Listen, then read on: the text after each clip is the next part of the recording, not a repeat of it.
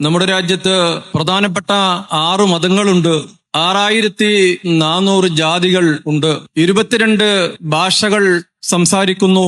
1600 പ്രാദേശിക ഭാഷകളും നമ്മുടെ രാജ്യത്തുണ്ട്. ഈ വ്യത്യസ്തതയാണ് ഇന്ത്യ രാജ്യത്തെ സമ്പന്നമാക്കുന്നത്. വിവിധ ജാതികളും മതങ്ങളും മതമില്ലാത്തവനും ചേർന്നുകൊണ്ടുള്ള ഏകോദര സാഹോദര്യം. ഈ സാഹോദര്യത്തെ തകർത്തുകൊണ്ട് ഈ രാജ്യത്തെ ഭരിക്കാൻ കഴിയില്ല.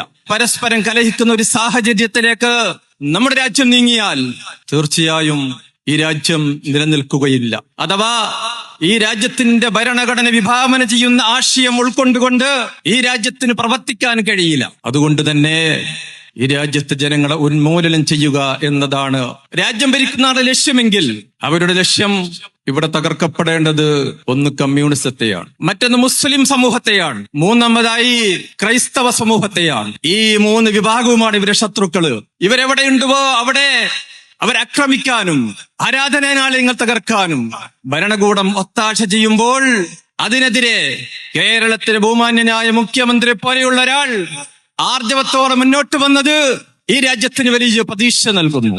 ഞങ്ങൾക്ക് പറയാനുള്ളത്, രാജ്യത്തിന്റെ മതേതരത്വത്തിലും ജനാധിപത്യത്തിലും വിശ്വസിക്കുന്ന എല്ലാവരും ഒറ്റക്കെട്ടായിക്കൊണ്ട് ഈ നിയമത്തിന് പോരാടണം.